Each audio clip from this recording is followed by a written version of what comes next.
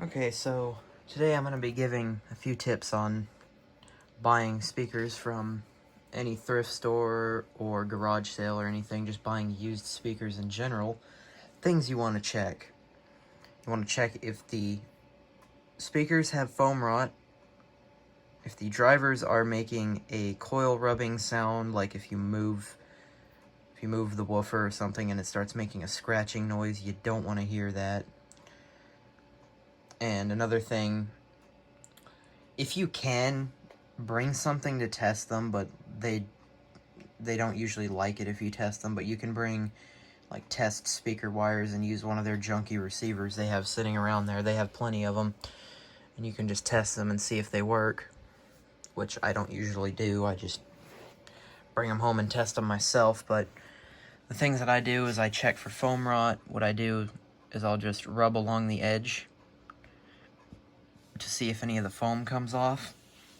You can just stick your finger through if you want to, but the thing is, if you do that when someone's watching, they might think you're breaking it because people don't know what foam rot is for some reason.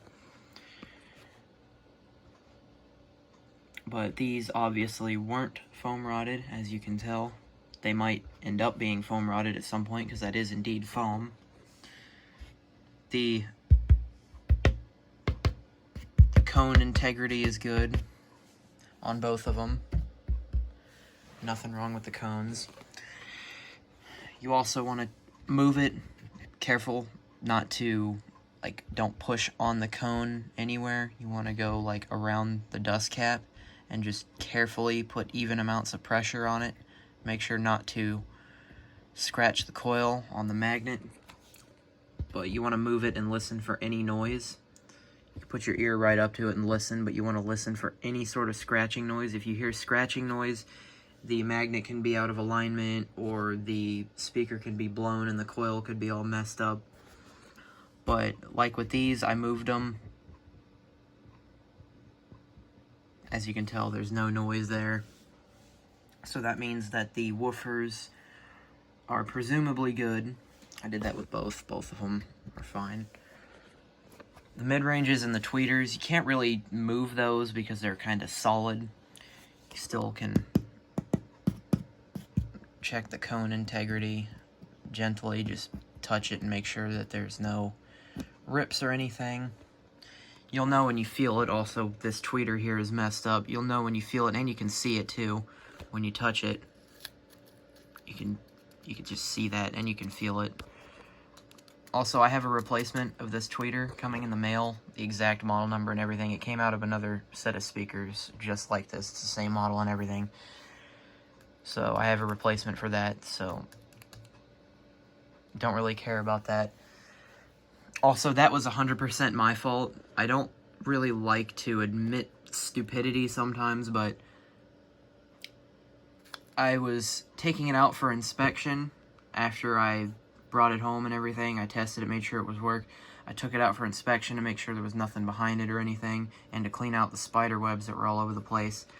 And while I was putting it back in, my screwdriver slipped out of there, jumped across, and put a hole right here, and it also tore the hell out of the cone. So, luckily I found a replacement for that. My bad. The one on the other side's good. It's just a little bit dirty, and I gotta clean those stains off. Also, in the ports, you want to make sure there's no dead animals or anything laying in there, or garbage, or junk, or anything that anybody's stuck in there. And also, you take the woofer out later to make sure that there's nothing inside the box that got stuffed in the port or anything. And you can check the cabinet integrity as well, if you're interested in the cabinets, which I was. Obviously, I wanted these as a complete set. These ones, they're a little bit rough around the edges and everything, but wasn't that big of a deal because, of course, the cabinet integrity is in perfect condition. It's just the decorative grain that they put on the particle board doesn't really hold up over time after being moved around. Also, I do have the covers. I inspected those. I still got to clean them a bit, but these are in pretty much perfect condition, apart from on the corners. The fabric's coming off a little bit. I can always reupholster those too, not that big of a deal. Also, one thing that I did notice that I gotta clean still, these have been decorated by a child. Lots of crayon marks, scribble marks and stuff. I hope that isn't marker. It looks like it could be marker, but either way, I'm gonna get that off. I gotta get these stains off the tweeter as well. I'm not really sure what that is, if it's like chocolate milk or coffee or whatever. It's on the mid-range too, but that's easier because I can just pretty much rub that off. Luckily there was none on the woofer.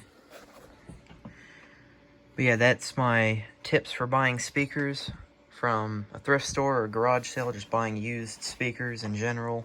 If you can test them, if you're not buying them online, even if you are buying them online, just going and picking them up from somebody's house, you want to make sure that it doesn't have foam rot. You want to make sure that the drivers aren't damaged. You want to make sure that you can move it without hearing scratching noises.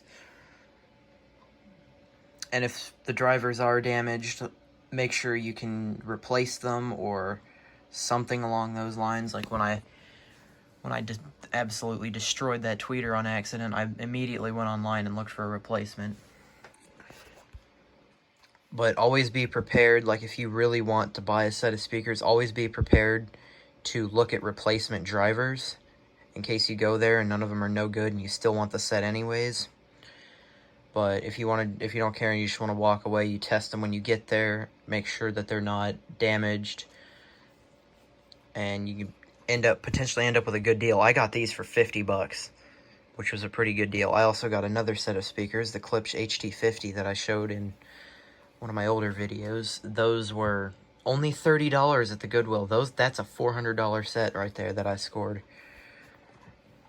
So sometimes you can score big, but you got to be careful and you got to know what you're looking at and know what you're doing. Otherwise, you can end up potentially buying something that's basically a doorstop.